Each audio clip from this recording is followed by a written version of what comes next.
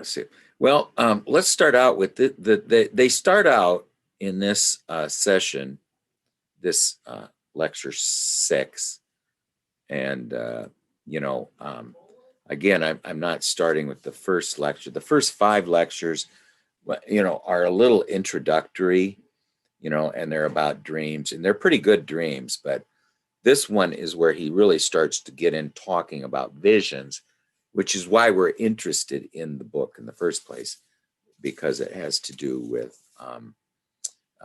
the black books, And you're going to find out that more and more we go into that, he's going to explain the process of visioning, and it also directs, or is directly related to the black books. And you'll find this out as we go through it. But anyway, he's starting out with one of her dreams from the previous lecture, just finishing it up. Okay, Christiana Morgan, by the way, I just a little bit of an introduction to her. I think, she was from America. She was had a lifelong relationship with Henry Murray, who was also a psychologist. She is very beautiful. And I don't know if you ever read the book Translate This Darkness, which is by the same woman, I think Claire Douglas, who is the one that compiled the notes, the vision seminars. You'll find that Jung kind of, had a pretty close relationship with Christiana Morgan.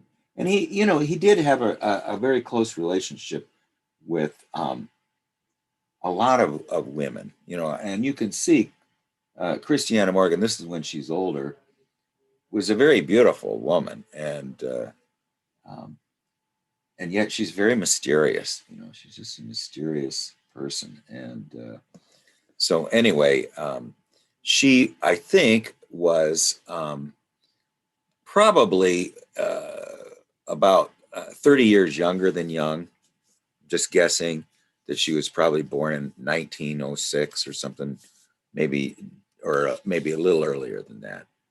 But maybe Jan can find out for us, but I didn't check it. But anyway, here's her first dream. I mean, not her first dream, the one we'll discuss. She finds herself in a graveyard in a devastated area in France. Okay, this is 12 years after the end of World War I, and that area between the no man's land between, between Germany and Belgium and France was just, totally destroyed by the war, the heavy bombardments. She's in a graveyard in the devastated area in France. And the graves were made of red sandstone. And she saw people walking over a large grave where many soldiers were buried. And someone said, "Look at this gravestone." And it was a large tombstone, and upon it was carved in the figure of a saint, and beside it, the figure of a bull. And in spite of the fact that both figures were carved in stone, they were alive. They were half dead and half alive. So they were moving. So this is a strange, interesting image too. Half dead, they look like they're dead, but half alive, they're moving. So you can see that they're moving not with complete vivacity. They're just some of a very uncanny movement. And she saw that the bull was gnawing the figures of the saint. And she felt nauseated with horror and walks away, shaking her own hand as if to be free of the bull. And she's showing her partial identity with the saint by doing that, And then she gets into an automobile, and she drives down a very steep hill, and it seemed to her that the brakes of the car might not be strong enough. Hi, Tim. We're just getting started here, talking about we got a dream going with Christiana Morgan. She's in a graveyard in France. A lot of people are walking over a large grave where many soldiers are buried. And someone said, look at this gravestone. And there's the large tombstone. This is the one that's on the grave with the many soldiers buried in the same place, is a figure of a saint and the figure of a bull. And the bull is gnawing the figures of the saint. Christiana shakes her hand, showing her that she's trying to get rid of the bull too. And then she gets, now here's from this, that, okay. It's a completely different second part. She gets into an automobile and drives down a very steep hill, and it seemed to her the brakes of the car might not be strong enough. She felt very frightened and emotional, but at last she got down to the bottom of the hill in safety. Now this is a very typical dream that we all have. But now you are going to hear just unbelievably profound comments by Jung on this. I mean, it's just one revelation after another. Okay, now, first of all, this was the dream in the previous lecture, and there was a discussion at the seminar on the difference between a shaman and a saint.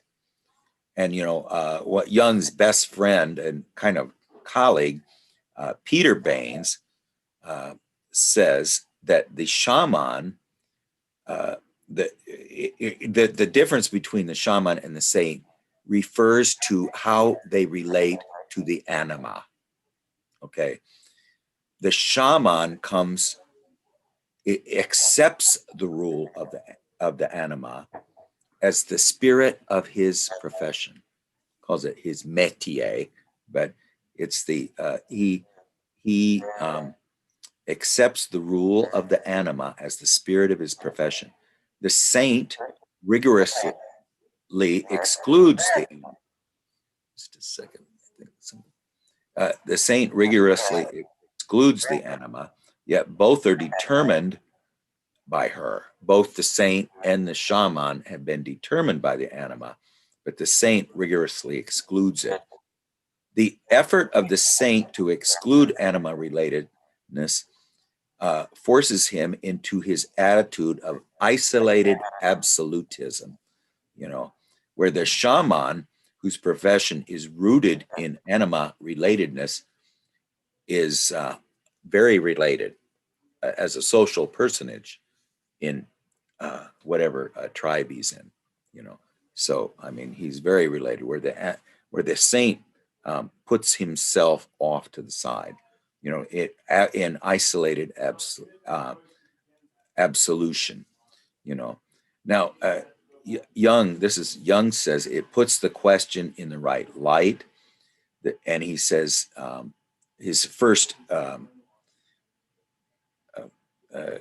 he says the saint is also a product of a social and a civilized differentiation, which the shaman doesn't have. The shaman is a product of nature and depends on nature. And so when Baines says he depends on the anima, as the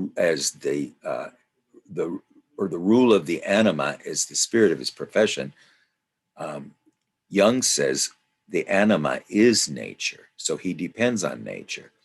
And so the shaman is enveloped by the unconscious, and he's a part of it, and the unconscious functions through him. Okay, so he's as acting more as a medium for the unconscious in the conscious world. The saint lifts himself above the unconscious. He defeats the unconscious, but at the same time, he fulfills the unconscious. So where the shaman is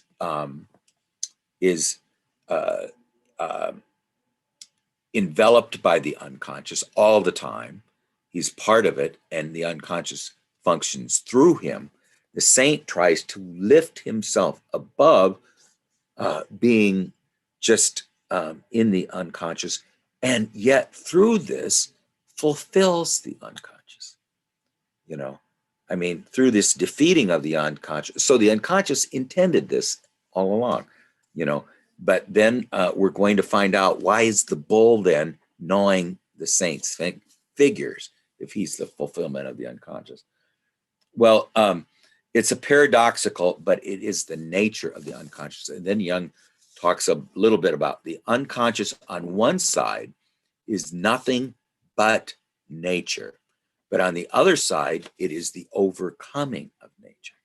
So the unconscious is not only nothing but nature, but it is also the overcoming of nature. So it's this yay and nay in itself. And he says, this is why we will never understand the unconscious, because it is the world, it is and it is not. And you know this because it is, now remember, the unconscious are these images that when we experience them and are aware of them. Now we can also be, and he's going to talk about this in a second, we're being moved by the unconscious and don't know it. But when we seemingly are lucid, you know, what we do with the images of the unconscious, which aren't us. And if you have a dialogue with them, who are you having a dialogue with? You know, that's where it is and is not. And that's the overcoming of the unconscious by having a dialogue with it. But who are you having a dialogue with? There's no one there, you know. But he's going to talk about this in a very illuminating fashion here. So it's an antinomian statement. It reaches the end of our reasoning powers. And antinomian means against the law. You know, I mean, it's something. It's a borderline phenomena. You know, in other words, we're experiencing something that's not in reality, but it's not nothing. So it's not in our reality, but it definitely is alive, and we can see that because it moves of itself. You know, so the saint is a production of the unconscious, and yet is the overcoming of the unconscious. Now, in a Buddhist saint, every word, every act overcomes the unconscious, overcomes the illusion of being unconscious. But he's overcoming the illusion of Maya, you know. Now, the Christian saint overcomes the unconscious by rising above it. And the saint will call it the devil, that he's overcoming the devil. But that's kind of a good commentary on what the devil is. I mean, what the saint is trying to do is trying to be the fulfillment of the unconscious. So what he's calling the devil, he's the fulfillment of the devil, you know, or the fulfillment of nature, or the fulfillment of the unconscious. And this was the intention all along. And he's saying, I'm overcoming this chaotic, undifferentiated realm of possession, you know, by rising above it. But actually, you are the product of that, and they wanted you to do that all along. So it's really interesting that you get into this, and you know, it's hard to wrap your head around it, but it's very interesting. The shaman is the power of illusion. He himself is imagination and illusion at the same time, and he's subject to the power of illusion, and is made to work through it. So he's a medium who gets into a trance and works through the trance. Well, what is he in a trance for? You know, it's why is he in a trance? In other words, he's awakened some other. It'd be like a medium in a seance. You know, suddenly this other voice is coming through, and this is what the shaman is the medium for. So now we're going through all of this to figure out, why is the bull gnawing the saint figure? Okay, so defeating so the shaman really is not defeating the unconscious. He's defeating his own ego. He's defeating. See, the difference between, hi, Adam, the difference between someone who's in a participation mystique and a 21st century, illuminated being is that he has removed him, he has differentiated out of the participation mystique and has a very strong presence as an individual, one who is individual, someone who has come differentiated out of the unconscious. Whereas the shaman is trying to defeat that differentiation and move back into it, and then speak as a living being out of it. So he's trying to defeat his individual status, return to the depths, and then work his through that through being returning to the source.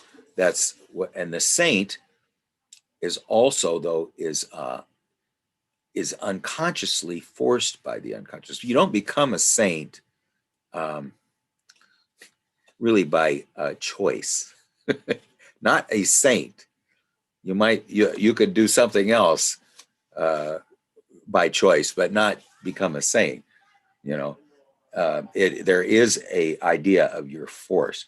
So what the saint is after, and you analyze what the saint is really after, knowing what the saint is really after, and analyzing his symbolism, it is the unconscious that tries to overcome itself. So if you analyze what the saint is really after, and you analyze his symbolism, you see it's the unconscious trying to overcome itself. Where the saint says he's trying to overcome the devil, he's overcoming nature.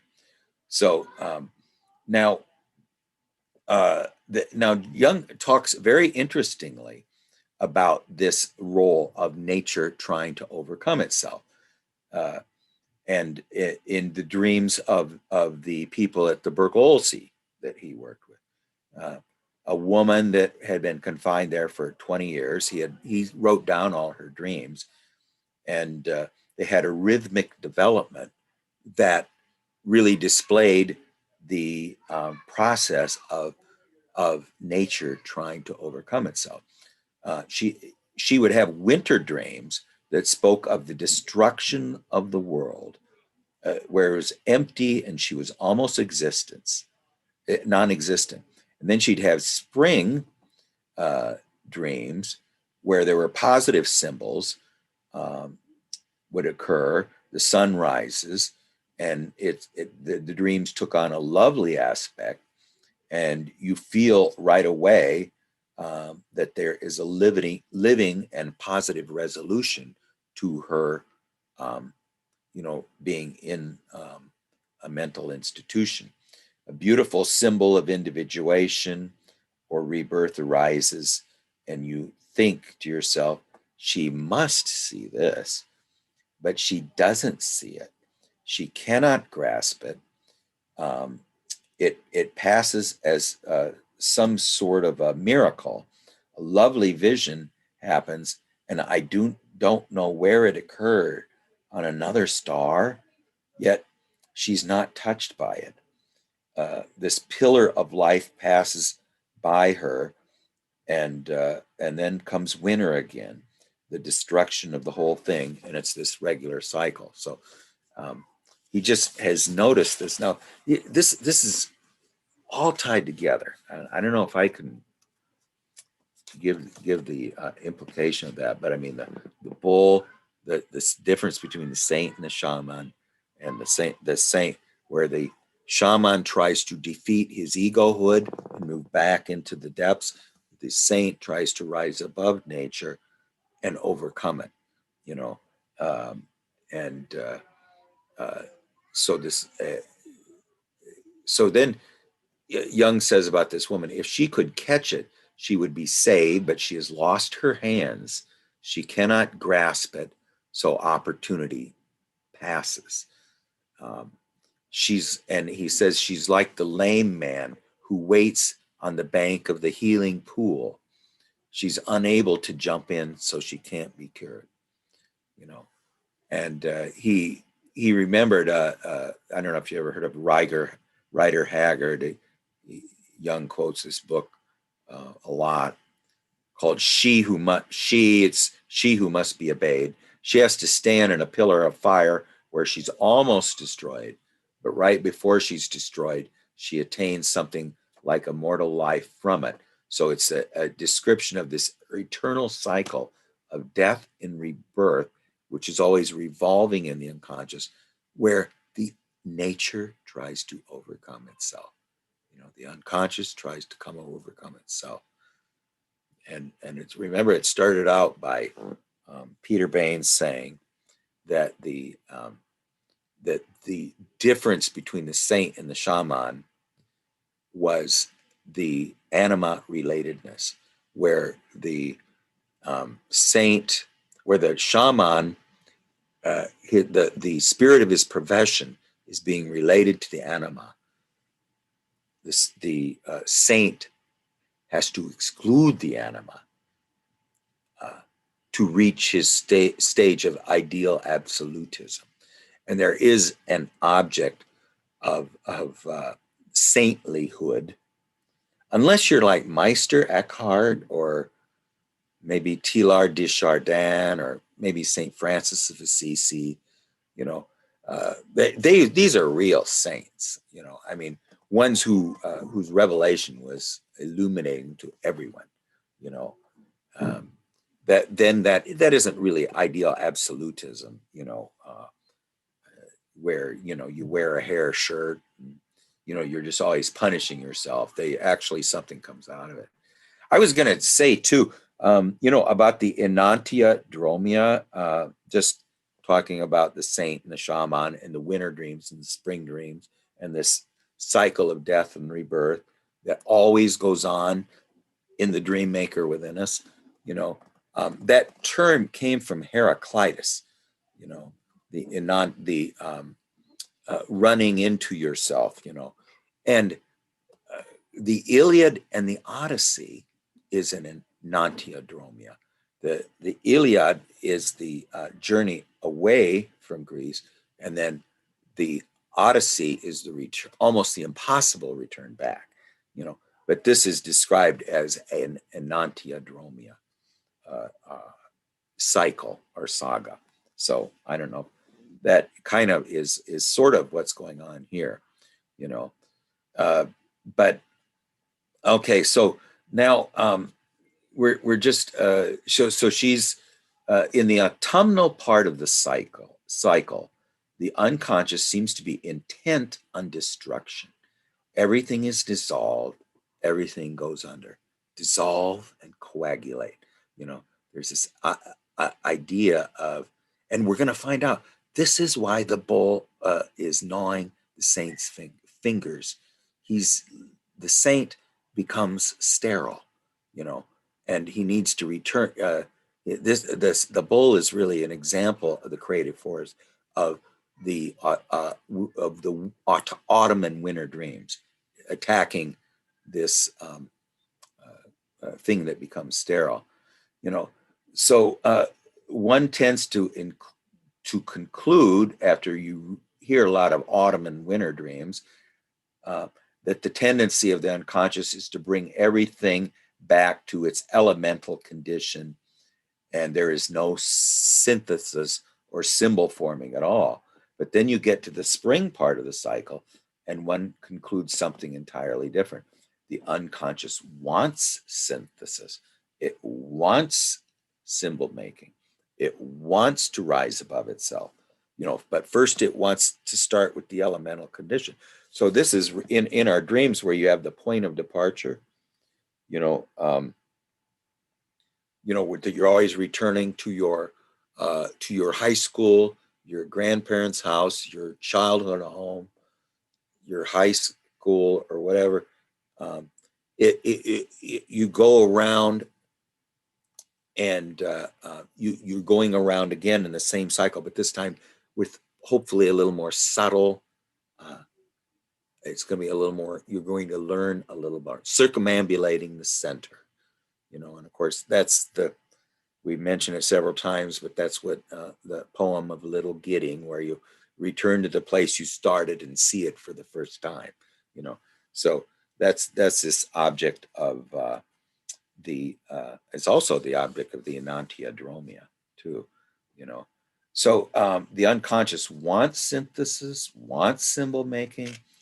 Everything is builds up to it, and there's nothing destructive about it. So there never was any there, you don't see any will to destroy, and it so it depends on the moment that we're observing the unconscious. One time it's negative, another time it's positive. It's contradictory in itself. Otherwise, it would not live. It would not move. I mean, in other words, the nature, the unconscious, the realm of images has a polarity within it of dissolving, coagulating, and then out of it runs, comes the philosopher's stone again, you know. But at some point, the philosopher's stone, even the philosopher's stone, is going to become sterile, and it needs to be dissolved and start over again. So life is a becoming thing. If it's not internally arising, it's dead, or it's dying, or it becomes sterile, you know. So it's a, and this is what, you know, the inexpressible joy of life invincible, of this principle of youth, you know. And this is really illustrated in the fairies. The fairies live forever. They don't need anything. They don't want anything. They don't have to eat. They never die. So now isn't this ideal state? No, you know what they do? They go and they steal babies, human babies, and they bring them to the fairy hill. And what they leave in their place is a wizened old fairy who assumes the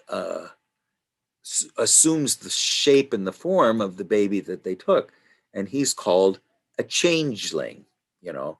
And so, you know, people always wondered, something's wrong with that baby, you know. So they do something really odd, and if it was so odd, it would force this wizened, wise old fairy to reveal himself.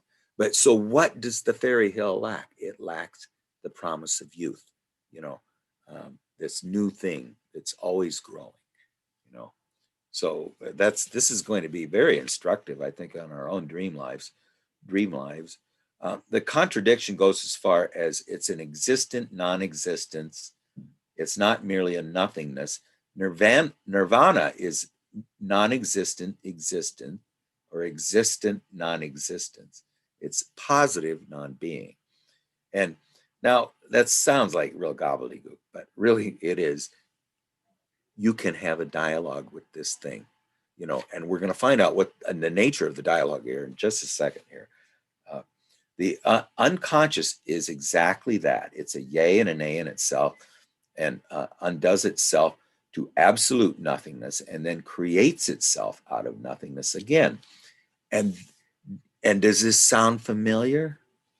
This is the myth of the creation of God as well. You know, the unconscious is yay and nay in itself, and it undoes itself to absolute nothingness, and then creates itself out of that nothingness again. And that's the myth of the creation of the gods. You know, God creates himself in the world out of nothing, and then it goes back again, you know, and starts all over again. So the myth of the God coming out of nothing is really the story of our own unconscious, you know, and our own dream cycle, you know, that there is always this thing that comes out of nothingness, that is the new heroic thing that has a life cycle, you know. Anyway, it's very, this is, I don't know if I can communicate how profound it is, but it really is amazing. The definition of the saint holds as long as we are moving into, as as long as we stay in the world of superficial phenomena. But if we go deeper, we see the saint is this unconscious overcoming itself. So the unconscious wants to dismember everything, bring everything back into its beginning, is also creating the most beautiful jewel. So the unconscious that wants to dismember everything, bring everything back into it to its beginning, is also creating the most beautiful jewel. The essence of synthesis, which is the symbol, that is so paradoxical that one is bewildered by it. But if we know the unconscious is a nay and a yay, we simply have to settle down to the idea that it is utterly incomprehensible to the mind. And so in the dream, the attitude of saintliness is to be repressed by a factor symbolized by the bull. So the bull is that's gnawing his saint's fingers on this gravestone that she saw in her dream. It was half dead, half alive, and the bull is gnawing the fingers of the saint, and then she has to shake her hand because she's identifying with the saint. The bull is the creative force, but still undifferentiated, and it's comparable to the Mithraic bull, the bull of the beginning, and the world bull. The bull of the beginning is the blind, unconscious force, representing, in this case, a great value because the attitude of the saintliness is at a culmination and an end. And anything that is differentiated and has reached its completion is beautiful and respectable and good and noble, but it's sterile. So after it reaches its completion, it is run dry after a while. So one may admit that it is beautiful, but it doesn't work anymore. It's not effective. It's it's lost its like any dead idol or dead god. At some point, it's going to lose its effectiveness. It needs to. In an indigenous society, the myth is constantly informed by the dreams of the members of the society. So it's always changing, always, and it also would change their language. I mean, it used to be that if you could go back in time 80 years before there was written language, you wouldn't be able to understand the people talking 80 years ago. I mean, if you actually listen to early recordings by Thomas Edison of presidents back then, they have such a strange speaking style. I mean, it's there's this thing that's always being informed, but not our myths. Our myths are dead. So so one may it's lost its effectiveness. It's lost its efficiency. In this case, the unconscious is bringing up its contrary, the contrary of the saint. And this contrary of the saint who is risen above the unconscious, risen above nature, is the undifferentiated blind impulse of nature, the sign of spring. Now, in astrology, bull, Taurus and Aries are the sign of spring. So this bull is the sign of the new thing coming, this undifferentiated creative force. And astrology, again, I don't know, where did astrology come from? I mean, it's this projected psychology of the unconscious. And how could it be anything else? It's so strange. And yet, Taurus, the bull, is the sign of spring, the creative part of the unconscious cycle. And it's leading into then Aries, and then Christ is the last ram and the first fish. It leads into Pisces, and then Young is the last fish, and the first water bearer leads into the water bearer. Where did this come from? But this is seen in our own unconscious. She's seeing the bull because she's reached this sterile dead end as a thinking type, and that she needs this unconscious spring form of the unconscious, which is the bull.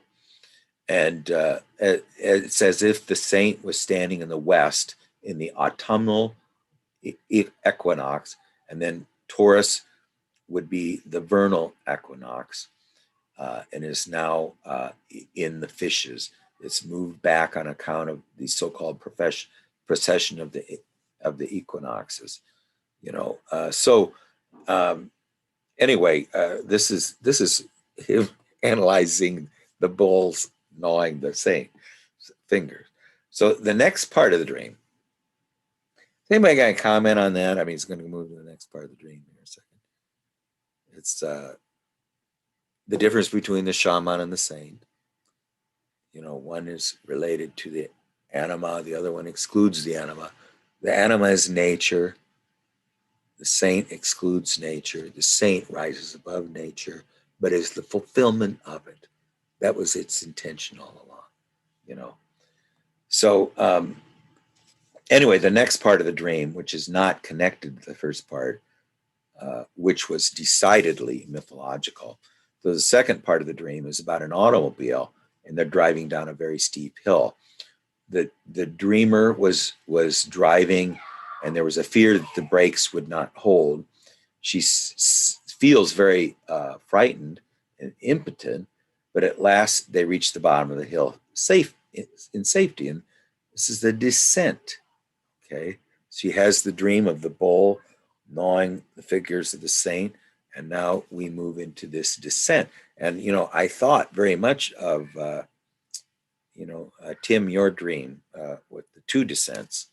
When I was hearing about this, this is a descent, and in the light of what went on before, it is perfectly clear. The culmination, or the desired thing, is always thought of as being above and visible. A town is built on a mountain. A town built on a mountain cannot remain hidden. So the culmination of the good thing, the desired thing, is always thought as being above and visible, never below and invisible. It has to move into the clear light. It has to be glide. The word Zeus, Theos, the word that we use for to describe the highest thing, which is the highest God, or whatever we call it. It means the shining one. That's what it means. So this the culmination of the good thing, the desired thing, is always thought of being as above in heaven and very visible, the light. And so the town was built on a mountain that cannot remain hidden. Is this it's a parable. So anyway, this keeps getting really interesting. I hope I can communicate it. The situation is that one should find the creative principle. The one when the thing above has lower efficiency, the saint is now sterile. Naturally, one must go down to the blind thing. So now she's going down to the realm of the bull, because she knows that the bull, it's time for that spring dream. The dark thing, which is always thought of as being below. And so you going down also has the mythological meaning of the nekia. It's a Greek word which meant the descent to the dead. It's interesting. This is all off-the-cuff lecture by Jung, maybe an hour and a half, about one dream, So it's a Greek word which means the descent to the dead into Hades. So whenever there was a difficult situation which can't be solved, or a question which can't be answered by ordinary means, people need to go down to their oracular cave or to a hidden spring, like the spring in the Temple of Delphi from which the prophetic vapors rise. The idea is that the secret place is below. The secret place of renewal is below. you've reached a point where nothing seems to taste good anymore, and you need to start. You need something. Something is missing. So the initiations always took below the surface of the earth in a cave, and it's like full immersion baptism. You need to go down into the depths. The caves of Mithra in Italy were real caves at one time, and the fathers of the church often spoke of the spelea as being in rocks. Natural grottos, natural churches were caves in some steps far below the surface of the earth. In Syria, there was a church that was 365 steps down. The initiate had to go back a whole year in order to reach the chamber of initiation. And the symbolism was reflected in old Norman churches, which had an under church, a church under the church, and where they would bury the dead in crypts. They wouldn't bury them, they'd just be put in a crypt. So now you're in a church, and below the church is the realm of the dead, literally, and that was where sometimes the secret services would take place. So you can imagine having a service in a church where right below me is just full of people who have been dead for hundreds of years, hundreds of people, I mean, now doesn't that feed the energy of the sacred place a little differently, than Robert Schuller's Crystal Palace or whatever it is, So, in the so in the cult of Mithra, that people were not admitted to the crypt, but only real initiates went down below. But there were peepholes where people could look down and get glimpses of the mysterious doings. So the community was kind of shut out, excluded from the mystery play that went on from the altar, and but the psychological idea is the same, that the creative principle, the creative forces below, should be faced and assimilated into consciousness. In other words, that the initiate needs to go down into the realm of the dead, into the realm of the ancestors, and he needs to face that, assimilate it, and then when he comes up back to the surface of the earth, he can instruct everyone, because I've been to the realm of the ancestors. And then everybody gathers around because they know that this is life wisdom, that he's bringing up, not, factual knowledge. He's bringing up the healing thing, the symbol, really.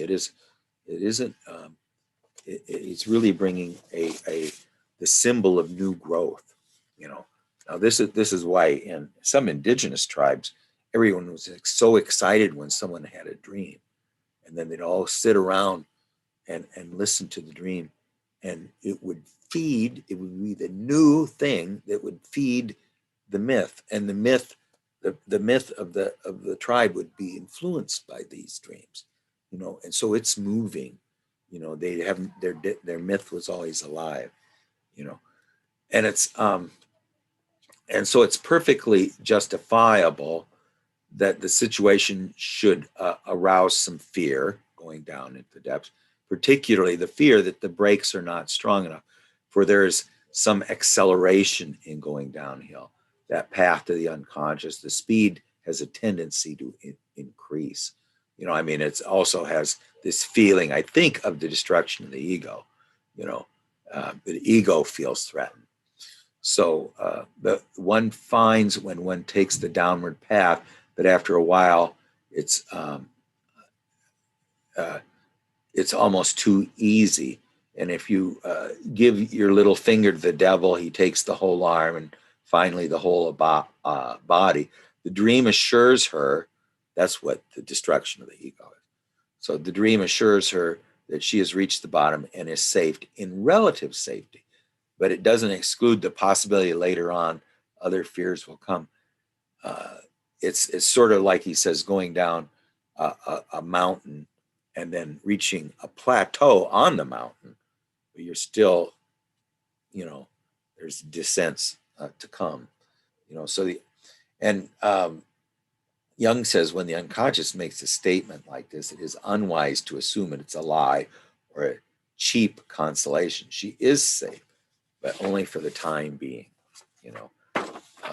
That it's like sliding. Yeah, he says sliding down the steep hill and hitting a plateau. And at the time she had this dream, Jung didn't know it, but he found out a little later that she had gone so far down into the strata of the historical mind that she'd reached a level where she could objectify the unconscious contents. Now let's just talk. He's going to talk about the objectification of unconscious contents. And first he says that the mind is built in some sort of a strata.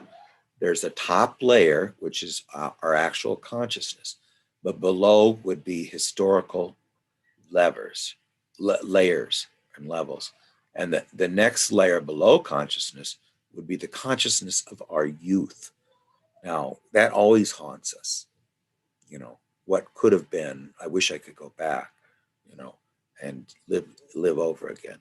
So that's the consciousness of our youth, which seems to be always very close to us. And then there's the consciousness of the level of the parents and the grandparents.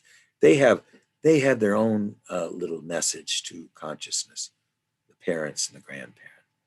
And then farther down are other layers which get more medieval, and very much farther down would be the layer of the man who does not possess his thought, to whom the mind was something which appeared outside of him, like the primitive who has no psychology.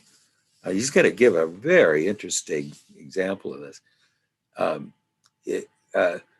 The psychology appears outside of ourselves in all the archetypal figures, in as much as they are constellated, appear. Now, this is for the one in a participation mystique. They are constantly appear outside of us in animals, in men, in trees, in rocks, and so on. So he doesn't think, it thinks, it speaks. An animal or bird told it to me, or he heard the trees whisper together in the night, telling secrets. I didn't think that. I heard the tree whisper it. I didn't think that. A bird told me. And so this is an actual. Now, this the reason it's important to mention this is because this is the level of consciousness we want to get to. If we want to objectify, we'll get to that. But this is not to demean the life of participation mystique. That's where the shaman goes to get his healing wisdom, and that's where somewhat we want to go too. We want to. We'll talk about it in just a second here. All the original revelation takes place in this level. All original revelation takes place in this level, where the trees whisper in the night and tell us secrets, or a little bird tells us. This is where mind is objectified, where it seems not to belong to us, but definitely to a strange factor. But now we can hear it, but it's not us. So we're just acting as the listener, and we're not overpowering it with our saintliness, our fact that we've risen above nature. I think that should be emphasized in the figure of the saint, at least in her dream. It's that force which in her that was not saintly, but the one that has overcome nature and has separated itself from nature. So let's not say the saint, let's say the that aspect of all of us that is separated from the anima, excludes the anima, excludes nature. And through that aspect of through ego excluding nature, it's risen above it. through the saint excluding the anima. He's risen. He's achieved the level of ideal absolutism, which is what the ego. It's both its incredible power, but also its incredible sickness, and why we are broken. But it also is why it has an incredible power too. So it has that contradictory aspect that is in the need of the enantiodromia. We're needing now the Odyssey. We finished the Iliad. Now we have to go back. We have to return to the beginning. And so anyway, this primitive layer is still alive. People are always assuming that certain thoughts belong to themselves, are thought by other people. They are so convinced of it, they don't even ask questions. Now, he's going to give a wonderful example of this. I think it's one of his really beautiful examples. He said that a lot of his patients always assumed, and this is maybe you too, people assumed you, maybe someone were thinking such and such or so and so, and that your intention was such and such. When you never considered that, but this is what they thought you thought, but this was their own thought, but they thought this was your thought, and they're telling you what you probably were thinking, And hi, Kevin. We're getting to a really good part here in the thing. So anyway, they never stopped to consider whether their opinion of what Jung was thinking about them, or about what his intention was with them, was true or not. But it was as if Jung had told them, and he just sat there, didn't say a word, just the expression on his face. So, he would ask a patient would have a dream about a cocoon, okay, and Jung would say to him, "Now, what do you have to do with a cocoon?" And she has no idea.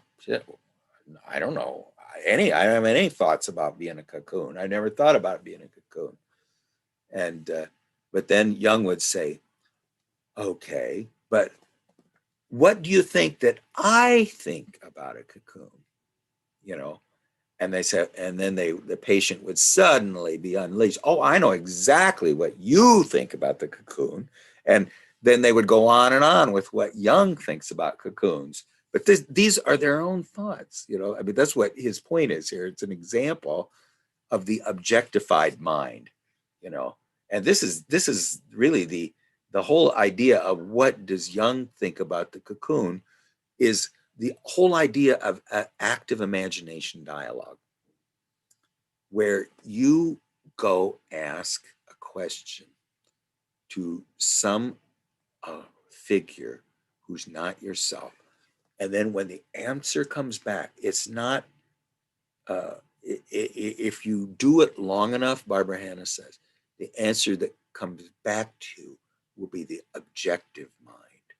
It'll be a thought of the imaginal world and not of the ego. So it's this aspect of the objective mind. So it's a small little vision. And if you do it long enough and then you go back and read it 6 months later, you'll say, "God, that's so profound. I would never have been able to think of that," and plus it's a great form of informing ourselves. And then, my unconscious tells me, or my anima or the Great Mother tells me, that you need to go over these and over these and over these. That's the part of being the empty vessel of the realm of images.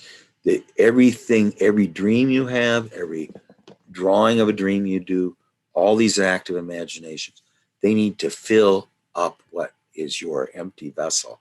And so you you're filling up your empty vessel, not with the subjective thoughts of ego, but with the objective mind, and this is the object of that.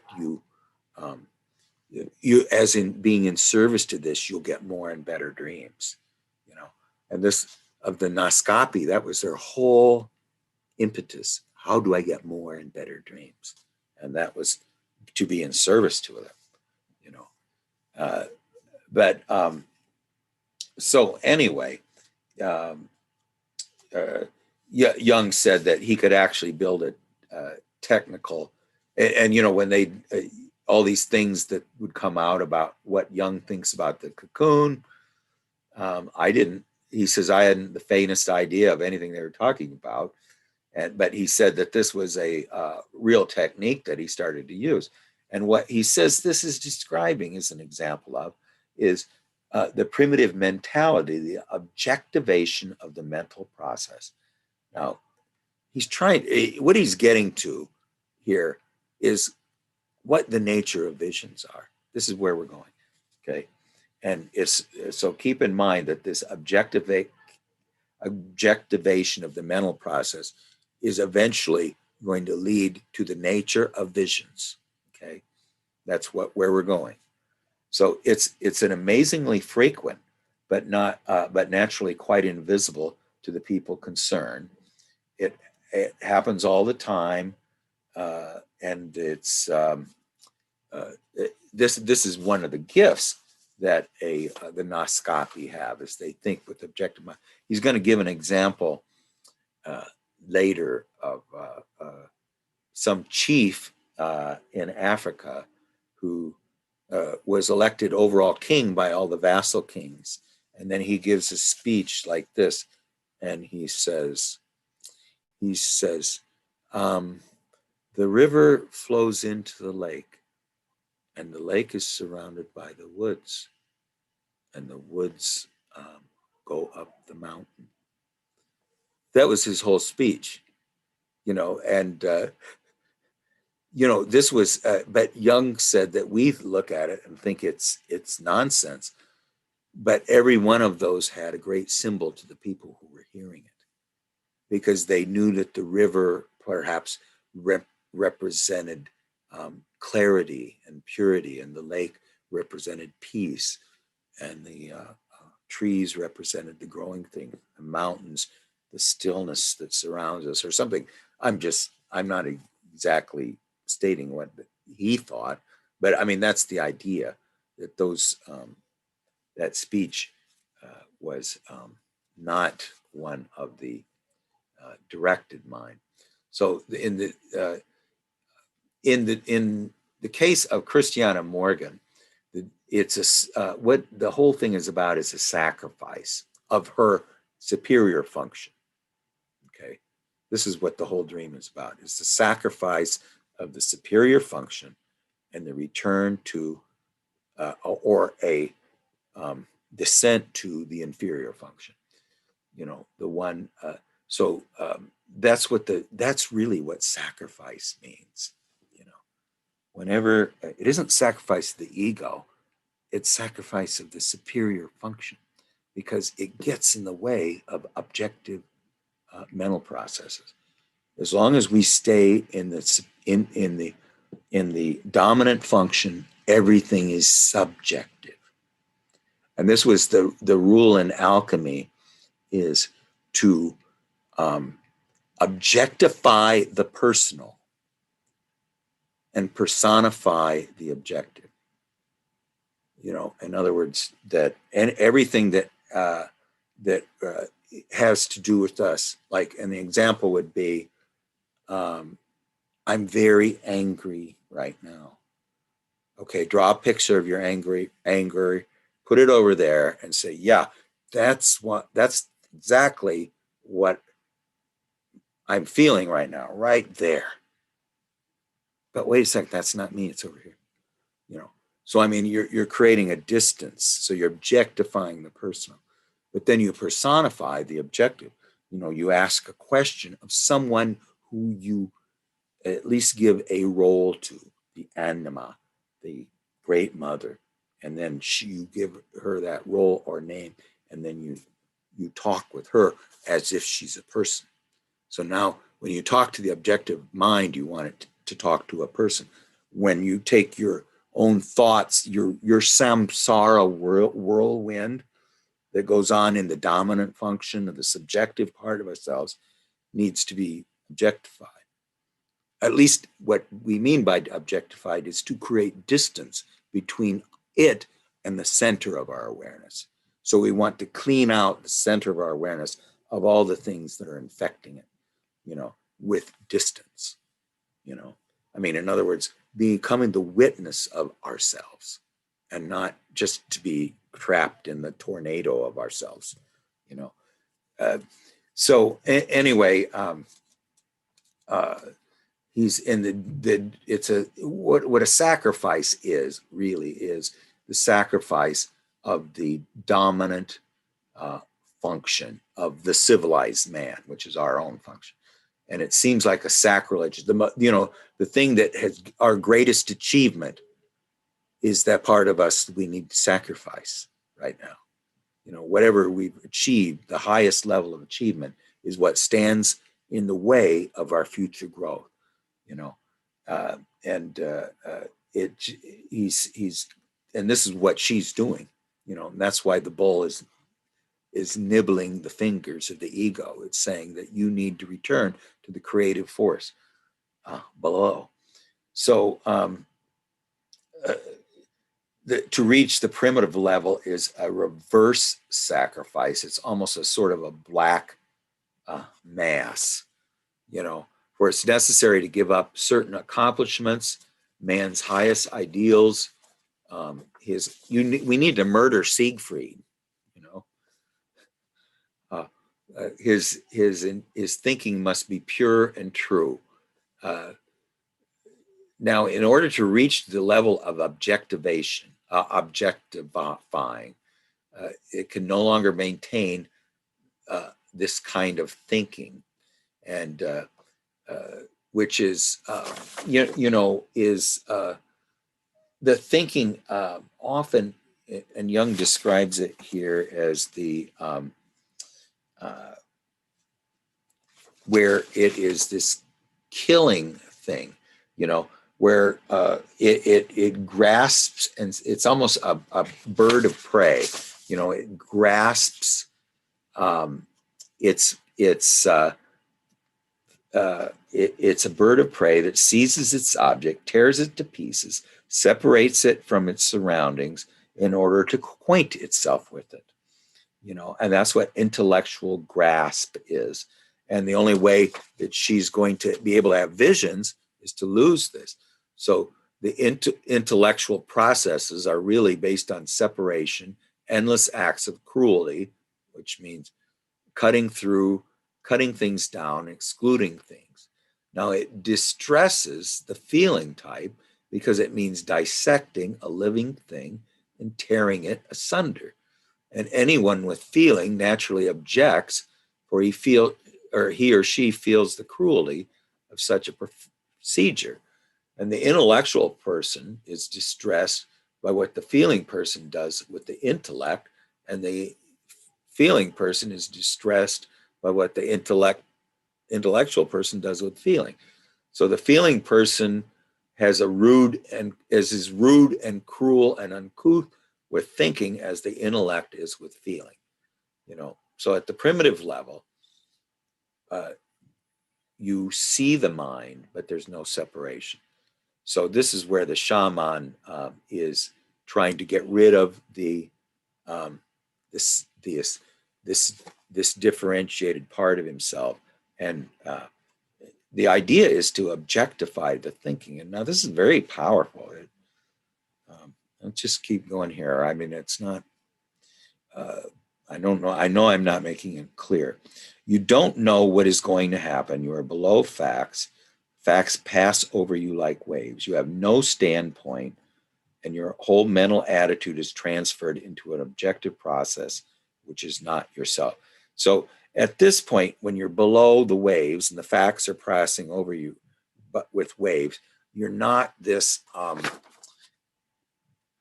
bird of prey that seizes objects, tears it to pieces, separates it from its surrounding in order to acquaint itself with it. You know, and he's saying that she, the way that she seems to have accomplished this is through this aspect of the sacrifice. And she talks about, she's an intellectual person, and the person with differentiated feeling has to sacrifice their differentiation in order to get back to the primitive level where the mind or any other inferior function appears in its objectified form. So when a person does not succeed, as a rule, it will be seen that he was too good or too moral. If you don't succeed at objectifying, or if you can't get visions, you must give up your moral qualities, your civilized qualities. Well, let's just go through what she does, because it's, I don't know, maybe we can come understand this a little better later, but she's, we'll get to the first vision. Let's just go to the first vision. If instead of trying to formulate something for ourselves, we should stop and talk. Jung says that, here's how it works. He says that some patient is sitting there and he's talking with him, and suddenly he stops talking and he tries to, he won't say anything. And then a voice behind him starts speaking. How do you get to that level? So now no longer the analyst is helping you, but now you're your own analyst. And this is this voice behind Jung that's speaking. And the idea here is the exteriorization or the objectifying of our thoughts, having objectified thoughts. This is how to get to the realm of visions, is what he's trying to talk about. It's a little bit, I think I have to boil it down a little bit more, but it's no longer dissected or torn asunder, because there's no discerning intellect to tear them down. Now all we become is an eye and an ear to help us participate in the world of vision. So now in the dream condition, we're swayed not by facts, but by psychical processes. It's where it goes along in a continuous stream. Everything is still the original connection with everything else, and it lost all the qualities of the bird of prey. I showed you some of the initial visions, and here's her first vision. Okay. I beheld the head of a ram. Now I tell you, the next half part of this lecture is where he's going to be talking about what the feeling function is. And the last half of this essay, which we won't be able to get to this time, if you ever wanted to know what the feeling function is, it's there. And we're going to hear about it. But here's her first vision, and this is really her first moving vision. So she's had static visions before. It's the first one that moved. I beheld the head of a ram, and swiftly, with fearful strength, the ram charged and was met full on the forehead by the spear of an Indian. Now that's her vision. It's not a dream. And the new element is that it's no longer a static vision. This is what all this talk about objectification was, that he's trying to get to how this is happening. And, it's getting a little bit too much words in there. So, but that's what the idea is. So the new element is that it's no longer a static vision. There's a new progress. It moves by itself. Before, she still retained her own free will. She had not lent her own power to the contents of the mind. That's the objectifying factor. objectifying our thoughts. Therefore, the images had no power and there was no movement. So the first time her dynamis had wandered over to the unconscious objects, they moved. Okay, how do you get there? I'm not really sure right now.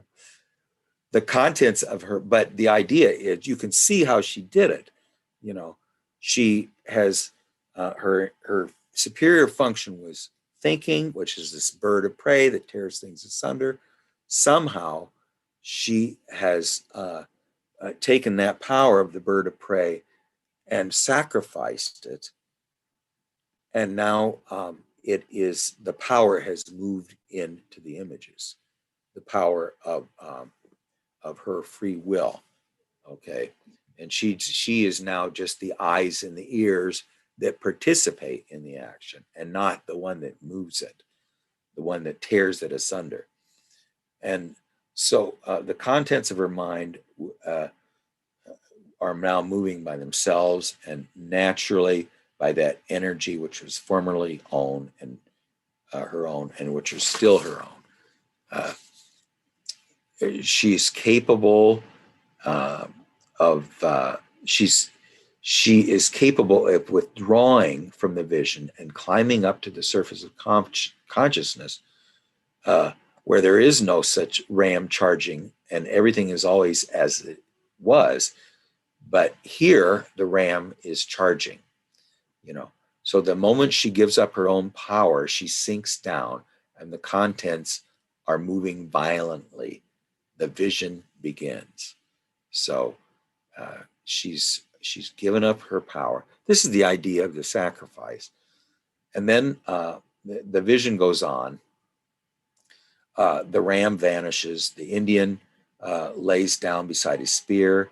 Suddenly he leapt to his feet, jumped on his horse, which was black, and galloped over the plains until he came to a black pond surrounded by the black mountains. It's black horse, black pond, black mountains. And here the horse refused to go further. It lay down and died. The Indian stood on the shore and looked for the sun, but the sun had set and it was twilight. Suddenly the Indian turned into a Chinaman. He knelt down beside the black pond and bowed his forehead to the ground 3 times. So now this is an actual vision that she had.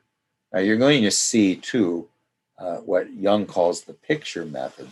This is Christiana Morgan had made a lot of paintings of her dreams. And see, there's the dead horse. And here's the Indian by the black pond and by the black mountains. So anyway, I think I got a little bit garbled there in the middle, but that's the idea. I think is what we're going to do here is we're going to hear now. I just open it up to anybody that has any questions. I'll shut. Tim isn't here, so I guess we're not going to have any. You mean Gary? Oh, Gary. Yeah, Gary's. Yeah. Yeah. Well, anyway, Tim, do you have any comments about anything? It doesn't have to be about this, but. Well, this is. I find it really fascinating. This last point about the unconscious energy, you know, that wild animal suddenly being released, like the power of the ego is, or maybe the dominant function. I don't know how to separate those things right now, because the concepts are so close to each other. But once that steps out of the way, all of a sudden there's this power in the depths that can come forward and has this kind of wildness, this unconstrained quality. I like that. I like that image, and I'm going to have to go back and study these notes more. Yeah, well, the bull. Remember, first the bull gnaws her fingers. Okay, it's a spring symbol, and remember he's talking about the winter dreams and the spring dream. The bull is this symbol of Taurus. Now we've got the ram, which is also a spring symbol, and it where the bull just gnaws the fingers. That's not something a bull would do. The ram charges violently, and it's met on the head by the nature man, who catches it on the head, and then we'll have to find out why he turns into an Oriental figure, later. But Adam, it doesn't have to be about this, but anything else you want to talk about? I'm just, I guess, kind of relating what we're talking about to, like, actual life experiences of people. And so some of the broad outlines, I think, of what you were describing, or what Young was describing, it sounds like, potentially in people's lives, maybe in big ways or small ways, like reaching a kind of plateau of what one might call success, and then having that in an enantiodromia sort of turn, like, immediately into its opposite, in a way where it's like that comes apart, or one goes down the mountain into the unconscious, and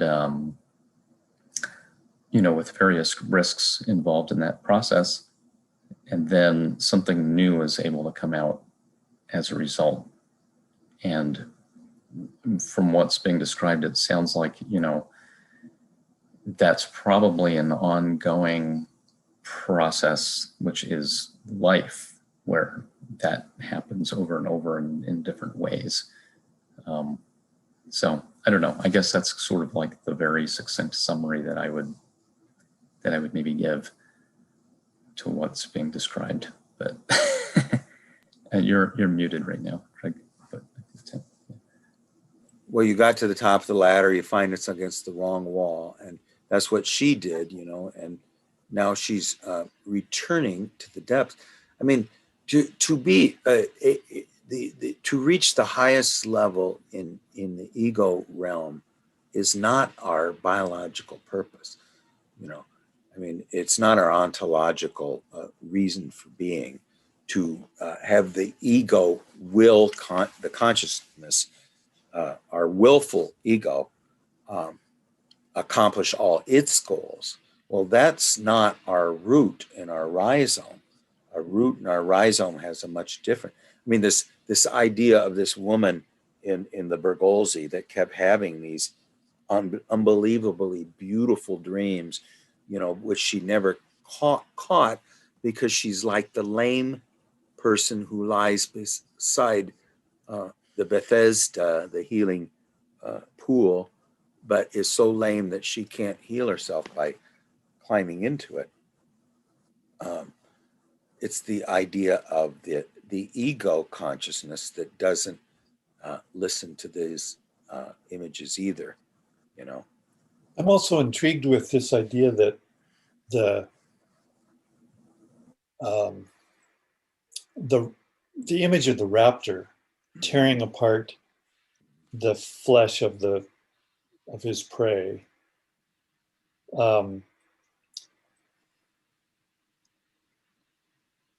as being a metaphor for how the feeling function person thinks of the thinking attitude, and vice versa. Did I get that right? Yes, dissecting a living thing right in front of her eyes. I mean, you're tearing it apart to acquaint yourself with it. Well, that's not what the feeling function person does, to acquaint themselves with a little bird. They don't tear it apart and see what it looks like inside. They try to relate to it, and to have a relatedness relationship with it. They don't try to tear it apart and have just the discerning intellect, these searing eyes, acquaint themselves with it cruelly like that. Didn't I hear you say that the thinking person has the same response to a feeling person's? Yes. I mean, they see the thinking function person, first of all, is kind of unaware of their horrible feeling relatedness. But the feeling function person is not, is seeing the thinking function person with their horrible feeling value. Now we're going next time we'll learn a lot about what feeling function is, but Jung calls it the function of values, you know, of valuing things for their own worth, you know, like, isn't that bird lovely? You know, yeah, it is. Let's take it apart and see what it looks like inside. You know, I mean, that's what the thinking function person says. But then when the thinking function person is doing his thinking and a feeling function person walks in the room and starts to, their thinking is very uncouth and vulgar, where his feeling is very uncouth and vulgar. You know, the thinking function, the refined thinking function person has this person walk in and they try to use the thinking function, but they don't. That isn't the way they navigate. That isn't what they value in their life. Is that tearing apart? Kevin, do you have any thoughts? Hopefully, next time we'll be a little more succinct here. I was trying to get through it. But go ahead. I just like the when Tim mentioned the ego and consciousness, and he said something they are somewhat quite alike, and I am not surprised by that statement because I read Jung for many. I read Jungian psychology for many years, like every day, for hours, and I felt like that separation was not really managed by Jung as much as it was managed by Indian philosophy. Like what is consciousness, what is ego? Because for Jungian psychology, your ego consciousness is your thinking, is your feeling, is your sensation, is your intuition. And so consciousness is not separated from that. And so the more you develop this different function, the stronger ego you have, the stronger ego one have. But whereas the Indian philosophy, they understood Brahman, Atma, and all of this concept, which is separated from the ego. So Jung, it's not that Jung didn't know it, because he does share a dream in which there is a meditating, another Jung meditating, which was when Jung says when he wakes up, you know, he was pretty sure that it means he would die. And so it's not that Jung didn't understand that, but Jung was more, I think he was concerned with the psychology of the subject. And so for him, it was more, talking about the cognitive function and and not really have a clean separation between consciousness as pureness and consciousness as ego consciousness with its own division of consciousness. Well, you know, the one thing, I mean, I when I first read this, you know, I read it a few times, but every line was a revelation. And one of them was that for Christiana Morgan, she is identifying with her saint, the one that has excluded nature from her life in order to achieve this ideal absolutism, where you contrast the shaman. He's the one that excludes the ego, so that he can be an instrument of nature. See, she excludes nature so she can be an instrument of ideal absolutism, which nature wants. Okay, but the shaman says that he's going to get rid of his ideal absolutism, his egohood, to become part of nature and to be the agent of nature, which is also what nature wants. Okay, nature wants this dialogue because it's alive. It wants the dialogue between the ideal absolutism and and ourselves as the agent of nature, and ourselves as one who's the discerner of it, because those two together can create the third, And, like they say, the philosopher's stone will not be found in nature. It can only be found through the dialogue between the unconscious and the differentiated consciousness, which she had went too far in that direction. So now it's time, since she had so fully developed her intellectual function, her thinking function, for her to sacrifice that and to now come down and view the objective mind like the shaman does, the one who takes the underground journey. So the dream is telling her that she needs to make a descent, to have the bull come forward. And then her first vision is of the charging ram, which is a very close analog to the bull. So listening to you, I'm listening with the ears of kind of this worldwide collective problem where where these two political opposites are in contention. And it seems like the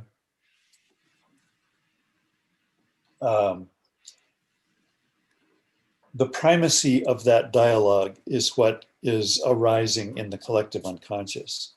That we can't just barrel on with this idea that, okay, we've sort of figured out the basic problems of nature, and so now we just need to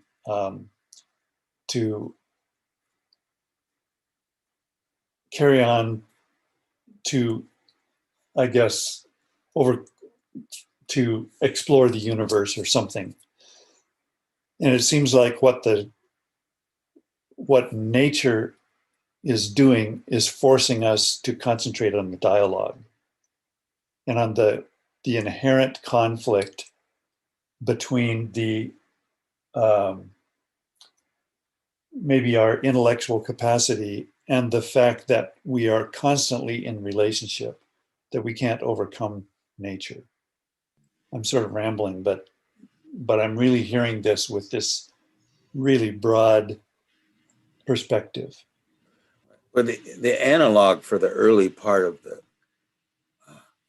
the first millennium, 0 AD, was this vertical aspect. I think the analog now is the water bearer. Is there anyone in the universe today that carries with him the healing water of the depths and gives us all this healing water, or this, not the healing water, but the water of connection to the source, So I think in this modern age, is there anyone who can bring us this? There's a great polarity. Can anyone bring the symbol that unites the great polarity and lifts the curse? Now in a fairy tale, it would be someone who had animal helpers, who had nature helpers. So, some type of like Saint Francis of Assisi or something, who's also carrying a vase full of nous with them. But I think the analog for the next millennium is going to be, what does the water bearer mean? Where is the water bearer in this age? Like in that age, it was someone who was suspended at the realm of the quaternion. I mean, you could get lost in the chaos of the 24-hour news cycle. But where is the water bearer? Where is the one that can lift the curse and cure the enchantment? I don't know. I don't think they've shown yet. I don't know, though. I don't know.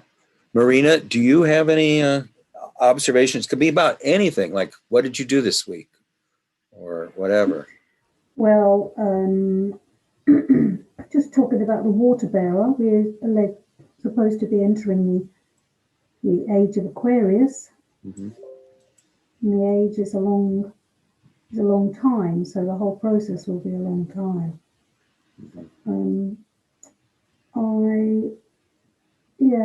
Thank you, for the session. There's a lot there. There's a lot there. I think my inferior function is the logos and the intellect. I don't think my intellectual. Sometimes I struggle to keep up with you all and your discussions, but I just get a few crumbs and then I feed off them, and I do well. I do well with that. Just to share with you, I had a little dream, just fragments. I can't tell you what the content is, but I got a lovely message that I'm going to be dwelling on for a while. And it was just, the end was just like, you've got to build a bridge to the truth. Yeah, well, I mean, each week I have a little vision. I mean, this time was that I finally went down to this river where the woodpecker mother is with the anima with me, the real anima, not the fake anima. This is the living one that wasn't me, and she appeared all by herself. And I felt very full as I went down there. And I felt this great fullness. And afterwards, I threw an I Ching, telling her how grateful I was. And she comes back, the changing line says, no woman appreciates that kind of idolatry. Don't do that to me. Don't get lost in your own reverie. That I'm a real being. Treat me like a real being.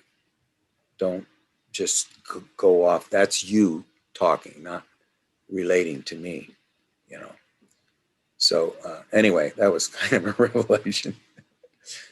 How about you, Charles? You got any big revelations this week?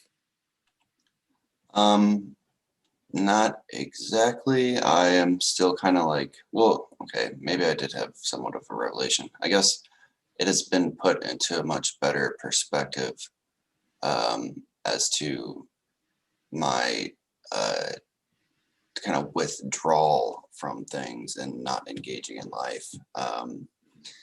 And it came about by, oddly enough, looking at a bunch of memes.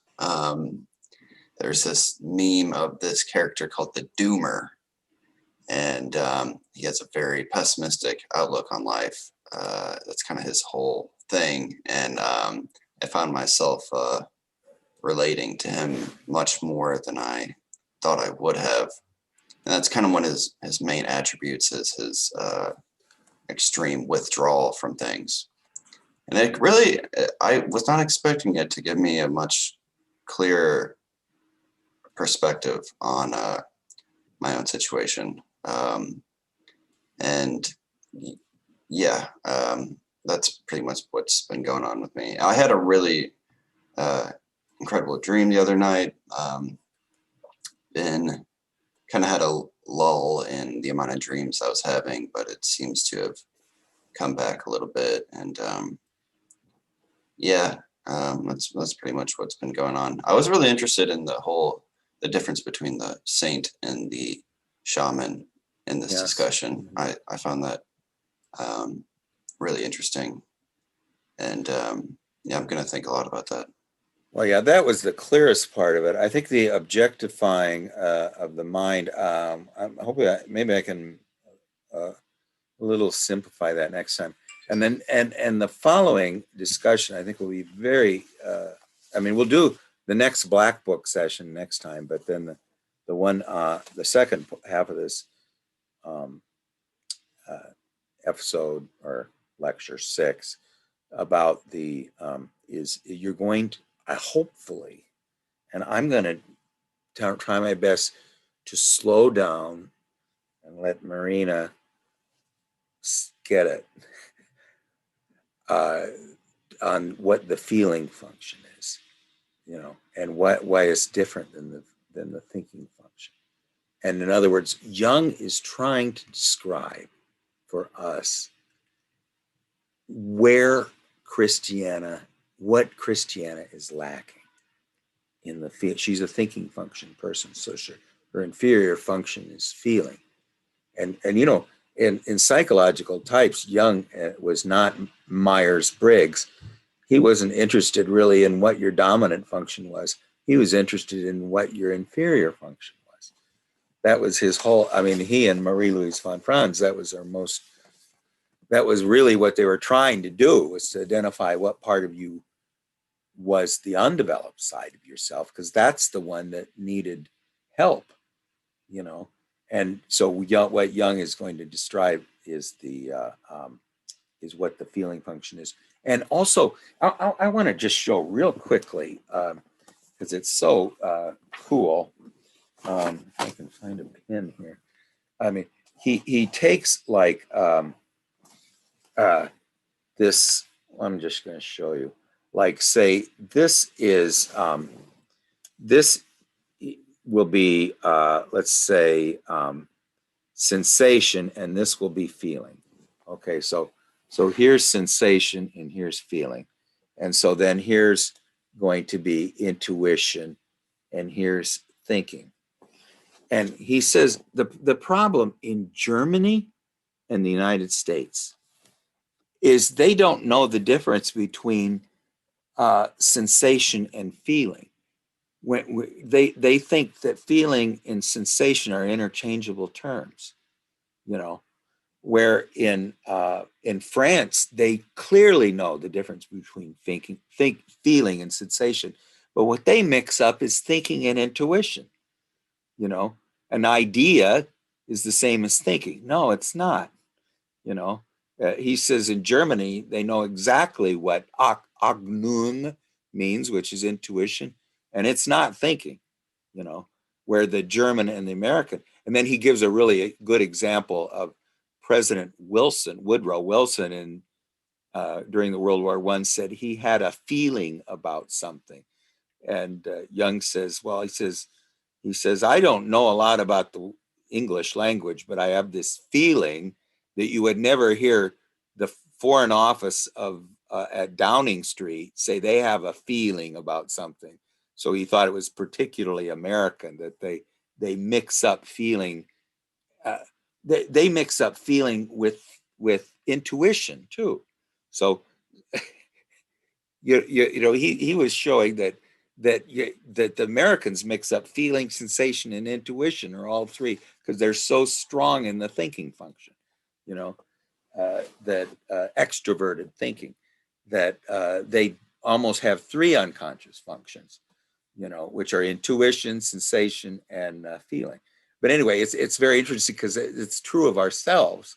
You know, if I'm a thinking and intuitive, and I thought to myself, I don't really know the difference between feeling and sensation.